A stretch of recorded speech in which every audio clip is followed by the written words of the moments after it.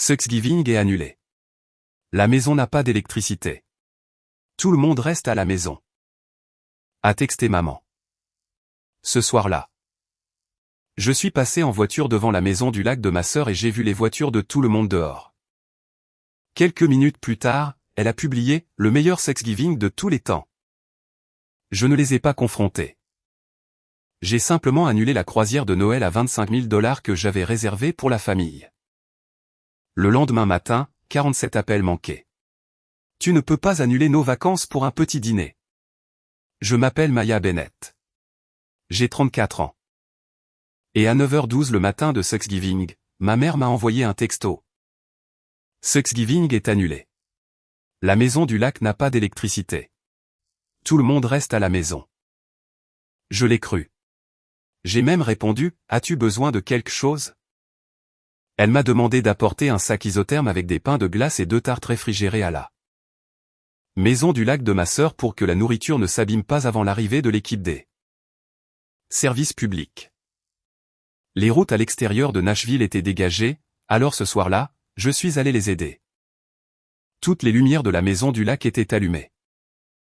Le VUS de mes parents était garé à côté de la voiture de ma sœur. La berline de ma tante. Le camion de mon cousin et 6 autres véhicules familiers remplissaient l'allée. Je suis resté dans ma voiture pendant 10 minutes. À travers la fenêtre de la salle à manger. J'ai regardé mon père lever son verre pendant que ma mère riait. Ma sœur se tenait entre eux, coupant l'une des tartes que je venais de livrer. Puis sa publication est apparue sur mon téléphone. Le meilleur Thanksgiving de tous les temps. Rien n'est plus important que d'avoir toute la famille réunie. Je n'ai pas frappé à la porte. Je n'ai pas appelé. Je suis rentré chez moi. J'ai ouvert le compte de la croisière à mon nom et j'ai annulé les vacances de Noël à 25 000 $ que j'avais réservées et payées pour tout le monde. Le lendemain matin, je me suis réveillé avec 47 appels manqués. Le premier message vocal commençait par ma mère qui criait. Tu ne peux pas annuler nos vacances pour un petit dîner. Elle pensait toujours que le dîner manqué était le problème. Elle n'avait aucune idée de ce que son mensonge était sur le point de révéler. Avant que je vous raconte comment ces 47 appels ont exposé quelque chose de bien plus grand que Thanksgiving. Dites-moi, quelle heure est-il là où vous êtes et d'où regardez-vous? Je veux voir jusqu'où cette histoire voyage. L'appel a commencé à 6h02 le vendredi matin. Ma mère, Patricia, a appelé 11 fois. Mon père, Richard, a appelé 9 fois. Ma jeune sœur, Chloé, a appelé 14 fois. Les autres venaient de parents qui n'avaient apparemment trouvé le courage de me contacter qu'après la disparition de leur cabine gratuite avec vue sur l'océan. Pas un seul message vocal n'a commencé par « Je suis désolé ». Chaque message traitait la croisière comme une propriété familiale et mon argent comme un service public. Ils avaient le droit de le remettre en marche. Le premier message de Patricia était en colère. Son deuxième était blessé. À son quatrième, elle avait complètement réécrit Thanksgiving. Personne n'essayait de t'exclure, a-t-elle dit. L'électricité de Chloé est revenue de manière inattendue et les gens sont juste passés par hasard. 8 foyers n'étaient pas arrivés par hasard avec de la nourriture et des pulls assortis. Ma mère m'avait demandé de livrer les desserts servis lors d'un dîner dont elle prétendait qu'il n'existait pas. Richard a adopté une approche plus pratique. Tu t'es engagé pour le voyage, a-t-il dit. Les gens ont demandé des congés. Tu seras responsable de leur perte. Mais la réservation, l'assurance et les paiements étaient tous à mon nom. J'avais prévu la croisière comme cadeau de Noël et pour célébrer l'anniversaire de mariage de mes parents. J'avais payé 6 400 $ d'acompte non remboursable. Le solde restant était dû la semaine suivante. Chloé avait simplement ajouté des surclassements à une liste de souhaits qu'elle s'attendait à ce que je couvre. Son message vocal rendait cette attente claire. Tu ne peux pas punir 12 personnes parce que tu n'as pas été le centre de l'attention pendant une nuit. A-t-elle dit. Comprends-tu à quel point cela te fait paraître instable? Instable? Ce mot m'est resté plus longtemps que les cris. Ce n'était pas une insulte choisie sous le coup de la colère. Cela semblait préparé. J'ai ouvert la discussion de groupe de la famille et j'ai posté 3 images.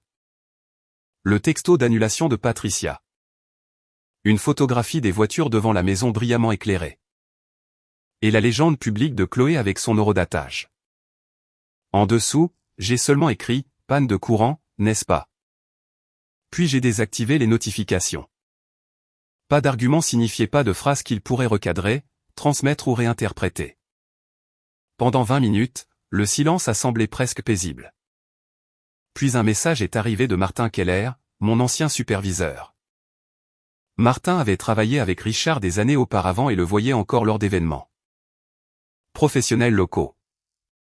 Ton père m'a appelé ce matin, a-t-il écrit. Il a dit que la famille s'inquiète pour ta santé mentale et a demandé si tu avais montré un comportement impulsif au travail. Es-tu en sécurité?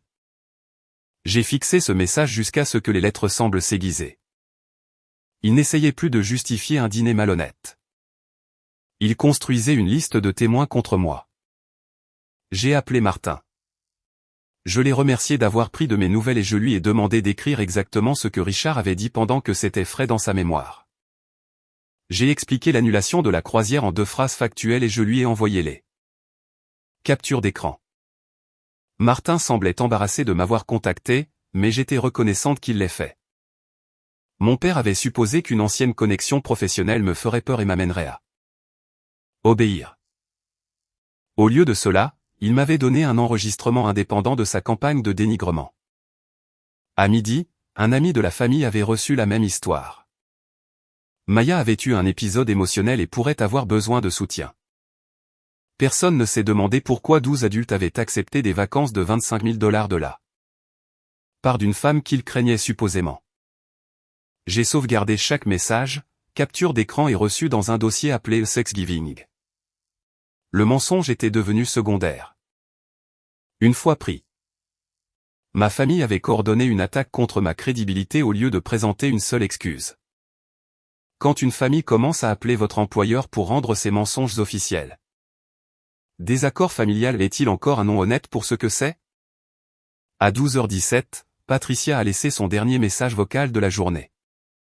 Sa voix était calme maintenant, ce qui la rendait plus menaçante. Remets la croisière avant 17h. Si tu ne le fais pas, ton père prendra des mesures pour protéger cette famille de toi. J'ai sauvegardé ce message 2 fois. Cette nuit-là, je n'ai pas rejoué les vieilles disputes dans l'ordre chronologique. J'ai ouvert l'album photo familial partagé sur ma tablette. Il y avait 3420 images à l'intérieur.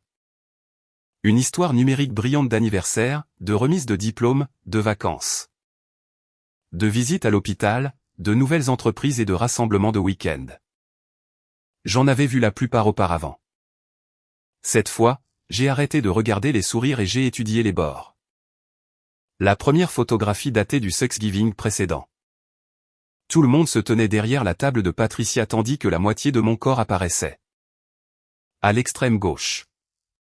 Je me souvenais que ma tante m'avait demandé de me déplacer pour que le petit ami de Chloé puisse tenir au centre. Il y avait 9 versions de la photographie. Je n'étais visible que sur une seule. À l'ouverture du premier studio de pilates de Chloé. Patricia et Richard se tenaient à côté d'elle sous une arche de ballon.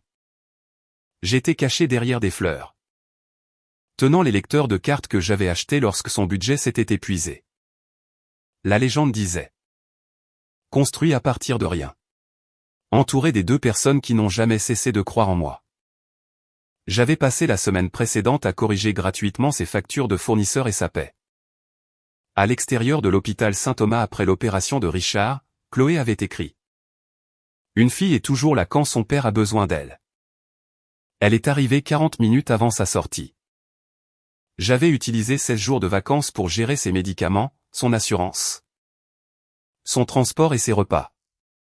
J'étais absente de la photo parce que j'étais à l'intérieur en train de remplir les formulaires de sortie. Le horodatage précédait l'hommage de Chloé de 23 minutes. J'avais expliqué chaque image séparément. Le recadrage était accidentel. La légende était négligente. Chloé était naturellement plus expressive. Ensemble. Les photographies formaient un enregistrement plus honnête que n'importe quelle conversation. J'étais utile avant que l'appareil photo n'apparaisse et gênante une fois qu'il l'était. Puis je suis retourné aux photos les plus récentes de Thanksgiving. Le sac isotherme que j'avais livré était ouvert près de l'îlot de cuisine. Une de mes tartes était centrée sur un présentoir en verre. Sur une deuxième photo, Patricia la servait tandis que Chloé s'appuyait contre le comptoir en souriant. Il n'avait pas seulement dîné sans moi. Il m'avait envoyé le fournir sous le couvert d'une urgence. Mon premier instinct a été la honte. Qu'est-ce qui n'allait pas chez moi pour que l'exclusion soit si facile? Il m'avait inculqué cette question. La cruauté de Chloé signifiait que j'étais sensible. Le dédain de Richard signifiait que j'étais sérieuse. Le crédit volé de Patricia signifiait que la paix importait plus que d'être vue. Mais l'album ne laissait aucun refuge à leur accusation préférée. Une femme difficile pouvait se souvenir à tort d'une conversation. Elle ne pouvait pas modifier des années d'horodatage, de légendes, de factures et de photographies. Les preuves ne montraient pas une trahison dramatique. Elles montraient un processus. J'avais été effacé petit à petit. Pour que je continue à travailler pour une place dans la photo sans remarquer qu'il n'y avait jamais eu d'espace réservé pour moi. Combien de fois quelqu'un peut-il être exclu du cadre avant qu'elle n'arrête d'appeler cela un mauvais angle? J'ai créé un dossier appelé Pas des malentendus et j'y ai ajouté les captures d'écran, les documents de l'hôpital, les factures du studio, les reçus de la croisière et les 38 600 $ de virements hypothécaires que j'avais fait à mes parents. À 1h30, je suis tombé sur une photo plus ancienne de mon grand-père et moi sur un quai de pêche. J'avais 8 ans, il me manquait une dent de devant, et je tenais une boîte à pêche bleue. Il me regardait au lieu de regarder l'appareil photo. Je ne rendais pas service ni n'essayais d'attirer l'attention. J'étais simplement là, et quelqu'un était content que j'existe. La photo n'avait pas de légende. Les informations du fichier indiquaient qu'elle avait été téléchargée depuis une ancienne archive familiale par un compte que je ne reconnaissais pas. J'en ai sauvegardé une copie et j'ai éteint la tablette. Le lendemain matin, ma blessure avait changé de forme. Je ne voulais plus d'invitation au prochain dîner. Je voulais un décompte complet de tout ce que j'avais donné à des gens qui insistaient sur le fait que je ne contribuais en rien. Je pensais que la réponse serait douloureuse mais simple. J'avais tort. Thanksgiving n'était que la partie visible du vol. Le lundi, j'ai envoyé à mes parents un PDF de 2 pages. La première page contenait le texto sur la panne, les voitures, la carte des services publics ne montrant aucune panne signalée, et la publication horodatée de Chloé. La deuxième page contenait la confirmation d'annulation. J'ai surligné le réservataire principal, Maya Bennett. Valeur totale du forfait: 25 000 $. Acompte non remboursable, 6 400 $. Mon message ne contenait aucune accusation. La croisière ne sera pas rétablie. Ne contactez pas mes collègues ou associés professionnels au sujet d'une affaire familiale privée. Toute communication future doit se faire par écrit. Richard a répondu avec une lettre d'un cabinet d'avocats m'accusant de diffamation pour avoir partagé des images privées dans une discussion familiale privée. S'il continuait à discuter de Thanksgiving, il pourrait me piéger dans la plus petite version du conflit. Un dîner annulé et une fille vengeresse. J'ai transmis la lettre à un avocat spécialisé en litiges successoraux que j'avais trouvé via mon réseau professionnel et j'ai pris rendez-vous pour jeudi. Ensuite, j'ai informé le directeur des ressources humaines de mon entreprise que des parents avaient contacté un ancien superviseur avec de fausses déclarations sur ma stabilité mentale. Je n'ai pas demandé à l'entreprise de prendre parti. J'ai fourni la chronologie, demandé que les visiteurs imprévus se voient refuser l'accès. Et je suis retourné au travail. À 14h10 cet après-midi-là, la réception m'a appelé. Il y a une femme ici avec des fleurs qui dit être votre mère. Elle dit que c'est une urgence de bien-être. Patricia avait choisi un énorme arrangement de lys blanc, le genre que l'on envoie aux funérailles. Elle se tenait dans le hall, vêtue d'un manteau crème et arborant une expression de courageuse préoccupation maternelle. 2 de mes collègues regardaient déjà depuis le couloir quand je suis sorti. Chérie, a-t-elle dit à voix haute, en tendant les bras vers moi. Tout le monde comprend que tu es sous un stress terrible. Nous voulons juste t'aider avant que tu ne nuises à ta carrière. La performance était élégante. Si j'élevais la voix, je devenais la femme instable qu'elle avait décrite. Si j'acceptais l'étreinte, elle pourrait dire aux gens que nous nous étions réconciliés. Si j'allais quelque part en privé avec elle, il n'y aurait aucun témoin de ce qu'elle dirait ensuite. Je me suis arrêté à plusieurs mètres. On t'a dit de ne pas venir ici. S'il te plaît, pars. Son sourire se crispa. Ton père a parlé à des gens. Ils sont inquiets. Annuler des vacances familiales au milieu d'un épisode n'est pas normal. Mentir à propos d'une panne de courant n'est pas un diagnostic médical. Elle posa les fleurs sur le bureau de la réception et adoucit sa voix. Chloé voulait seulement passer des vacances paisibles. Tu rends chaque pièce pesante parce que tu es assise là à juger tout le monde. Nous pensions que te donner une journée tranquille serait plus gentil.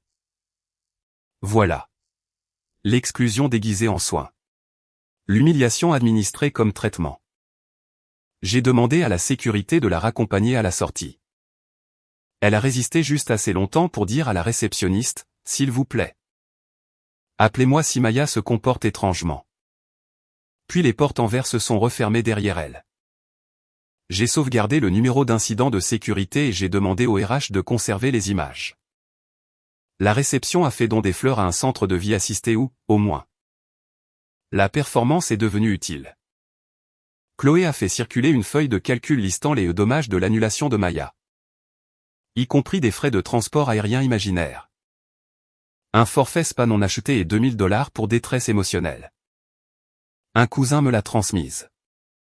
Puis Chloé a appelé la compagnie de croisière. A prétendu être ma co-organisatrice et a essayé de rétablir la réservation avec mon mode de paiement. J'ai refusé l'autorisation et j'ai demandé un enregistrement écrit. La pression ne me faisait plus peur. Elle est devenue des données. Ce soir-là, un message vocal est arrivé d'un numéro que je ne reconnaissais pas. L'orateur s'est présenté comme étant Derek Hay, l'ancien comptable de mon défunt grand-père. « Votre père m'a appelé aujourd'hui », a-t-il dit. Il m'a demandé d'écrire une lettre suggérant que vous avez un historique de décisions financières irresponsables. J'ai refusé. Maya. Il ne demanderait pas cette lettre s'il n'avait pas peur que vous examiniez d'anciens dossiers. Il y a des documents portant votre signature que je crois maintenant que vous n'avez jamais vus. Nous devons nous rencontrer. Je l'ai rappelé dans la minute qui a suivi. Derek m'a demandé de venir à son bureau car les dossiers étaient trop volumineux pour être transportés et trop sensibles pour être envoyés par courriel. Avant de terminer l'appel, il a posé une question. Quand vous avez eu 25 ans, Richard vous a-t-il transféré le contrôle de la fiducie de votre grand-père? Je n'avais jamais entendu parler d'une fiducie. Le silence à l'autre bout du fil de Derek m'a dit que ma réponse avait confirmé son pire soupçon. Derek a vérifié mon identité, a connecté un disque d'archives crypté et a ouvert un dossier intitulé Fiducie familiale Bennett bénéficiaire MB. Mes initiales figuraient sur des centaines de pages. Mon grand-père avait créé la fiducie quand j'avais 16 ans pour mon éducation. Ma première maison et ma sécurité à long terme. Elle contenait des investissements et ma participation dans 2 propriétés locatives. Richard en était le fiduciaire jusqu'à mes 25 ans. Date à laquelle il était tenu de fournir une comptabilité finale et de transférer le contrôle. Avant les détournements, elle valait plus de $300 000. J'ai préparé les relevés annuels jusqu'à il y a 7 ans, a expliqué Derek.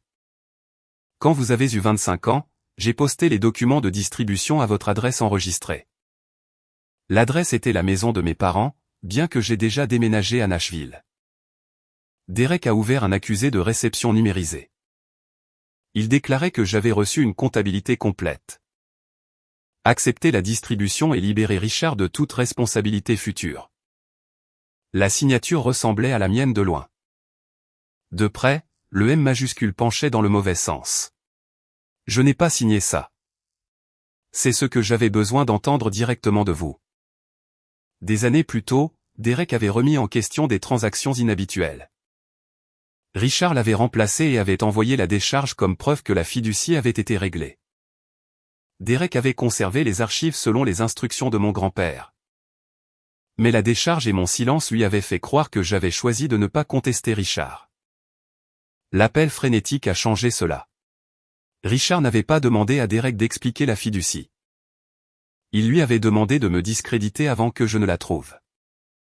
Derek a ouvert le grand livre des transactions. Il a affiché chaque virement.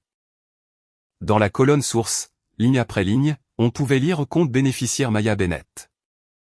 Le premier retrait majeur était de 42 500 $. Il est allé à un compte professionnel appartenant à Chloe Grace Movement LLC 3 mois avant l'ouverture de son premier studio. Le mémo l'appelait un investissement autorisé par le bénéficiaire. En dessous se trouvait un formulaire d'approbation avec ma signature falsifiée et celle authentique de Chloé.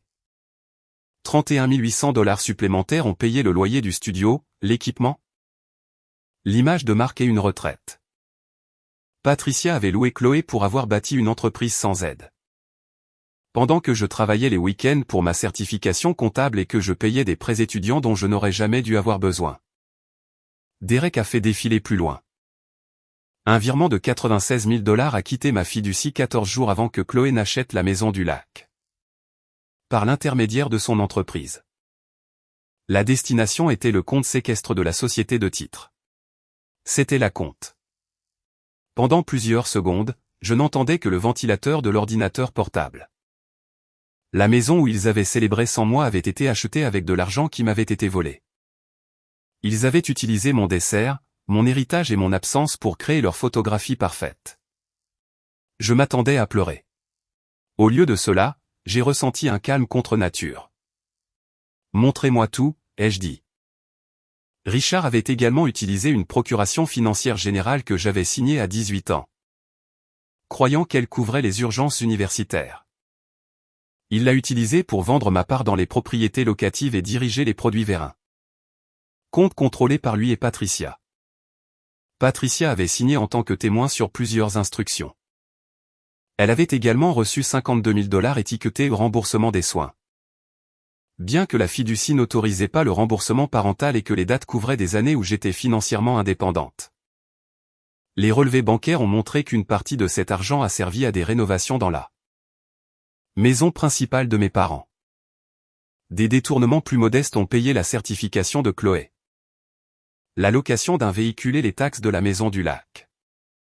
Durant les mêmes mois, Patricia prétendait que la convalescence de Richard avait mis à rude épreuve leurs finances. Et j'envoyais une aide hypothécaire de mon salaire pendant qu'il prenait de l'argent destiné à mon avenir. À midi, le principal tracé s'élevait à 312 180 $. Cela n'incluait pas la croissance des investissements perdus, les intérêts, les produits des ventes immobilières ou les frais juridiques. La honte est revenue. Je mettais en place des contrôles d'entreprise et j'enseignais aux comptables à remettre en question les dossiers incomplets. Pourtant, je n'avais jamais audité ma famille car la confiance était le seul compte qui, selon moi, ne devrait pas nécessiter de reçu. Derek sembla lire mon expression. La compétence ne protège personne des gens en qui on a été formé à avoir confiance, a-t-il dit. Ils ne vous ont pas trompé parce que vous êtes négligente. Ils ont construit la tromperie avant. Que vous ne soyez assez âgé pour savoir que vous deviez la vérifier. Je n'ai pas laissé à Derek le contrôle de la suite des événements. J'ai copié les fichiers sous un journal de transfert signé. J'ai préservé les métadonnées et j'ai construit mon propre calendrier de traçage. Le soir, je pouvais suivre l'argent de la fiducie à l'équipement du studio, à la cuisine rénovée de mes parents et à la table de la maison du lac visible sur la publication de Chloé. Le dossier de Chloé montrait qu'elle n'était pas une bénéficiaire innocente.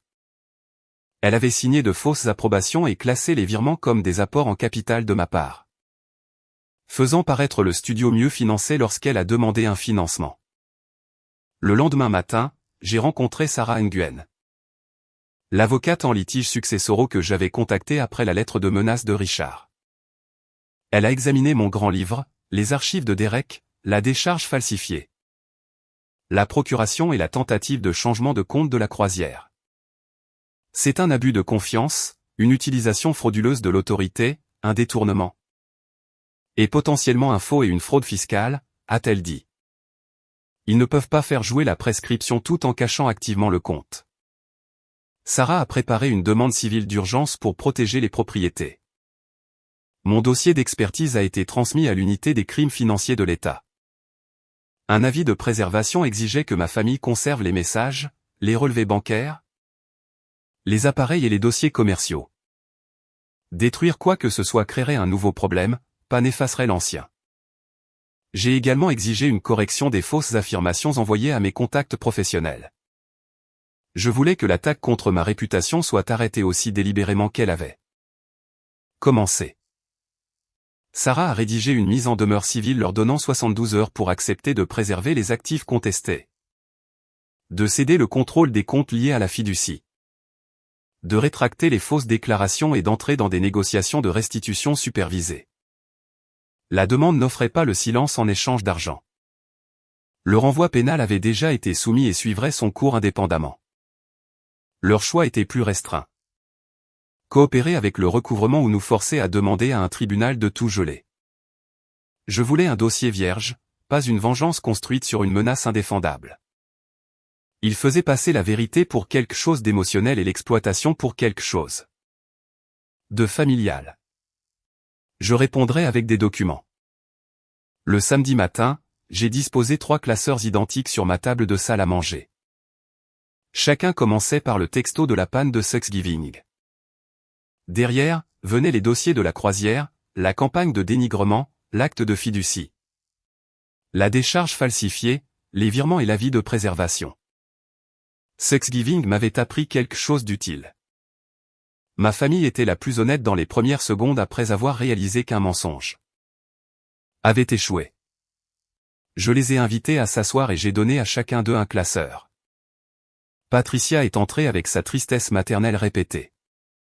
Richard portait une mallette en cuir et l'assurance d'un homme qui pensait que le numéro d'un avocat le rendait intouchable.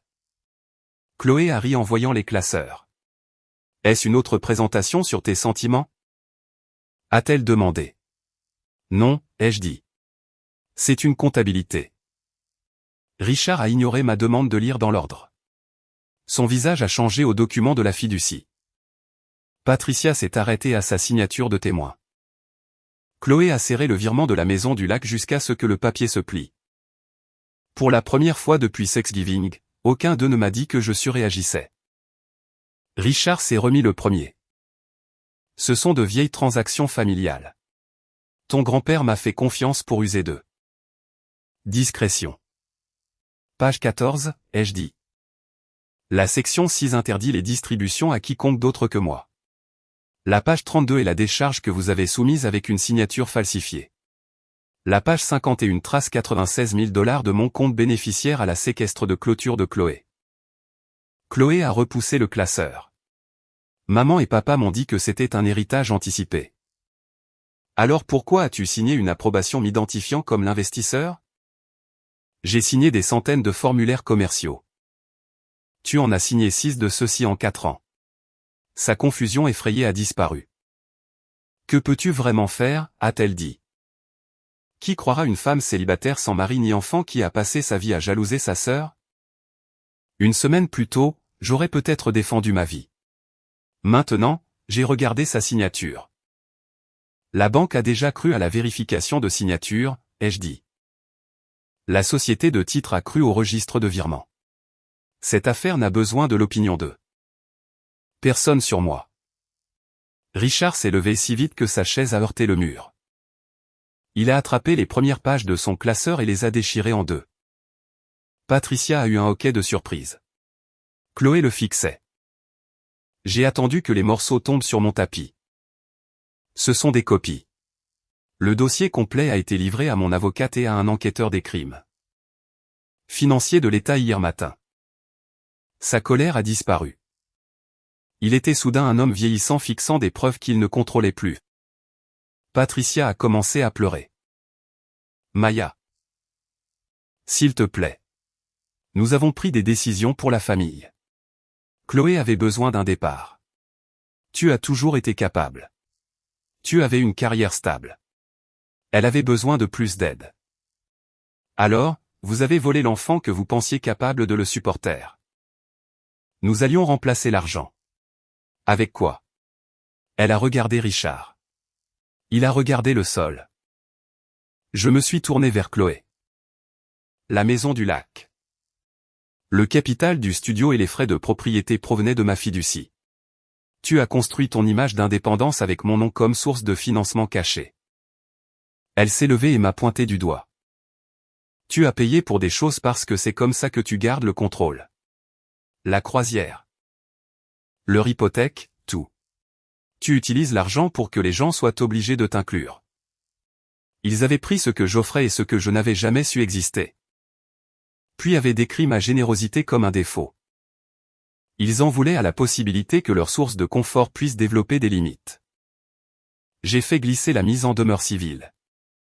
Vous avez 72 heures pour préserver les actifs, remettre les dossiers. Cessez de contacter mon lieu de travail et entamer des discussions de restitution supervisées. L'examen pénal est déjà hors de mon contrôle. Richard a lu la première page. C'est du chantage. Non, le rapport est déjà déposé. Les coordonnées de Sarah sont sur la dernière page. Patricia a tendu la main sur la table, mais j'ai retiré la mienne. Que diront les gens? A-t-elle murmuré. C'était la seule conséquence qu'elle pouvait imaginer. Ils liront les dossiers, ai-je dit. Ils ont laissé les pages déchirées sur mon sol. Patricia s'est attardée comme si elle attendait que l'ancienne Maya sauve tout le monde d'eux. L'inconfort. Quand je suis restée silencieuse, elle les a suivis dehors. Ils n'ont pas coopéré. À la 68e heure, Chloé a essayé de transférer la maison du lac à une nouvelle LLC. À la 70e heure, Richard a déplacé de l'argent hors de l'État. À la 71e heure, Patricia a dit aux parents que j'avais fabriqué la fiducie. À la 72e heure, Sarah a déposé la requête civile d'urgence avec les dossiers à l'appui. Le tribunal a bloqué le transfert de la maison du lac. A restreint les comptes du studio et a interdit la vente ou le refinancement de la maison de mes parents. Il a également ordonné la préservation des enregistrements électroniques. Cela aurait dû mettre fin à leurs efforts. Au lieu de cela, cela les a rendus désespérés. Chloé a produit des factures antidatées affirmant que j'avais investi volontairement. Mais les métadonnées ont montré qu'elles avaient été créées après l'avis de préservation. Richard a reclassé les retraits comme des remboursements de dépenses d'enfance. Patricia a supprimé des courriels qui restaient sur des serveurs synchronisés. Leur tentative de défense a donné à l'enquêteur des preuves de coordination et de dissimulation. 3 semaines plus tard, ma famille a demandé à un juge de débloquer les comptes. Leur avocat a qualifié les virements des arrangements informels. Sarah a présenté la restriction de la fiducie, la décharge falsifiée. Le virement séquestré les horodatages des fausses factures. Derek a authentifié les dossiers. J'ai authentifié mon grand livre. Le juge a maintenu le gel, a nommé un séquestré et a renvoyé les factures pour enquête. Chloé a pâli lorsque le séquestré a eu accès à ses dossiers commerciaux. Patricia a perdu son poste caritatif. Les partenaires du studio de Chloé ont suspendu leur travail. Martin a documenté la tentative de dénigrement de Richard et mon entreprise a restreint de façon permanente la visite des trois. Les accusations criminelles sont arrivées 4 mois plus tard.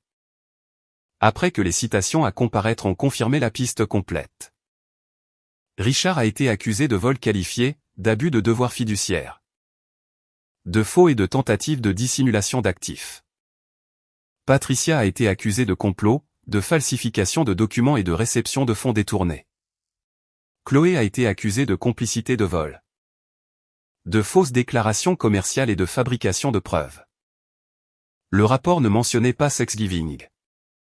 Leurs réputations ont été endommagées par des années de dossiers et les nouveaux mensonges qu'ils ont choisi après avoir eu la chance d'arrêter.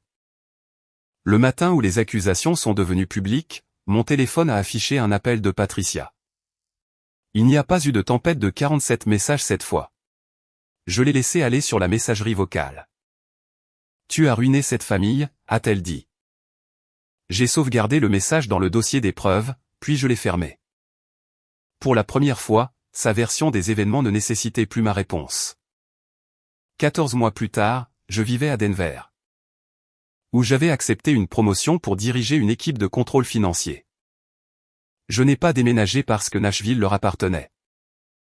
J'ai déménagé parce qu'une fois que j'ai cessé de budgétiser ma vie autour de la famille et des urgences, j'étais libre de choisir une opportunité que j'avais déclinée 2 fois. Les affaires civiles et pénales se sont terminées par des plaidoyers négociés et une ordonnance de restitution approuvée par le tribunal. Richard a admis qu'il avait détourné les actifs de la fiducie, falsifié ma décharge et tenté de déplacer de l'argent après avoir reçu l'avis de préservation. Il a reçu 30 mois de détention d'État et il lui a été interdit de servir à nouveau comme fiduciaire ou agent financier. Patricia a admis son rôle dans les virements et les faux documents. Elle a reçu 14 mois de détention suivie d'une probation supervisée. Chloé a admis avoir signé de faux documents d'investissement et créé des factures antidatées. Elle a reçu 10 mois de détention dans le comté. 5 ans de probation et une obligation de restitution liée à ses revenus futurs. Le prix ne s'est pas limité aux peines. La maison du lac a été vendue par le séquestre nommé par le tribunal. Le studio de Chloé a fermé après l'examen de ses comptes. La fin de son bail et que les clients ont appris que l'entreprise avait été capitalisée avec des fonds détournés. Son équipement a été vendu et sa participation restante est allée à la restitution. Après avoir purgé sa peine, elle a déménagé dans une autre ville et a pris un travail alors dans un centre de fitness dans des conditions lui interdisant de gérer les fonds des clients. Mes parents ont vendu leur maison principale. Une partie du produit de la vente a remboursé l'argent utilisé pour les rénovations. Et le reste a financé l'ordonnance de restitution et les obligations légales. Les pièces bien tenues que Patricia avait utilisées pour des photographies de charité appartenaient à une autre famille au printemps.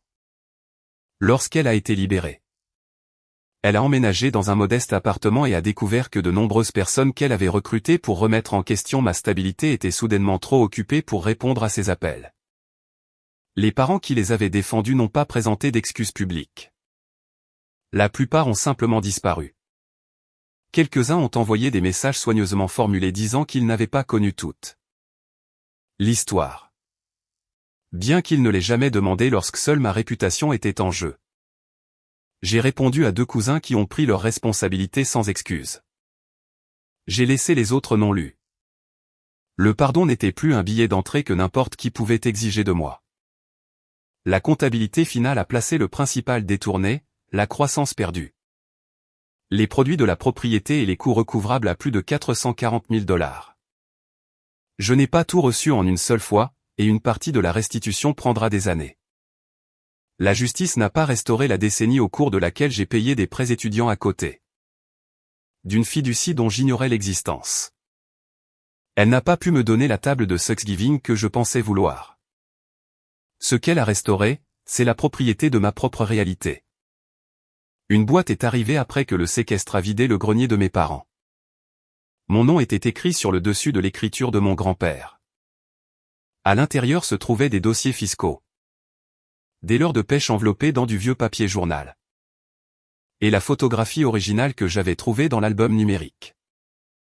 En dessous se trouvait un petit livre de photos en cuir. Les photos étaient ordinaires. Mon grand-père m'apprenant à appâter un hameçon. Moi endormi à côté d'une pile de livres de la bibliothèque. Nous deux en train de peindre maladroitement une clôture. Sur ces images, je me tenais au centre sans avoir à acheter le cadre. Sur la dernière page, il avait écrit « Maya remarque ce que les autres manquent. Un jour, cela la protégera. J'espère qu'elle apprendra aussi qu'elle mérite des soins même quand elle ne résout pas un problème. » Cette phrase m'a donné ce que le tribunal ne pouvait pas. Elle m'a rappelé qu'avant que ma famille ne fasse de l'utilité le prix de l'appartenance, quelqu'un m'avait connu sans envoyer de facture pour son amour. J'ai utilisé une partie de l'argent récupéré pour rembourser ma dette d'études.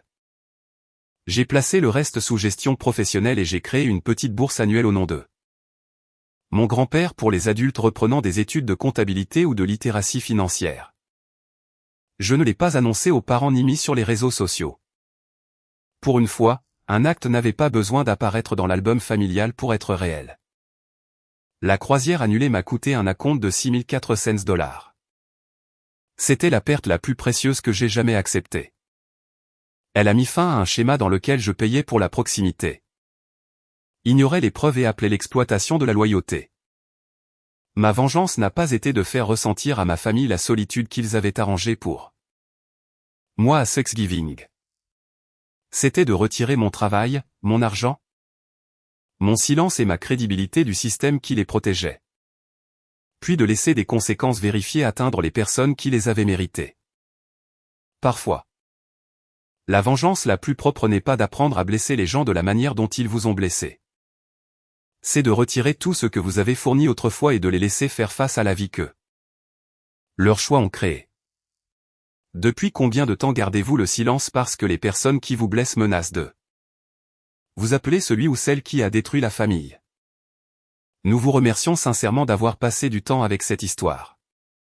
Tous les personnages, événements et situations de cette vidéo sont fictifs et créés uniquement à des fins de narration, de divertissement et d'éducation. Nous espérons que le message vous rappelle que les personnes qui abusent de votre confiance ne devraient pas être autorisées à vous faire sentir coupable de vous protéger. Parfois, la réponse la plus saine n'est pas la colère, mais la distance, la clarté et le respect de soi.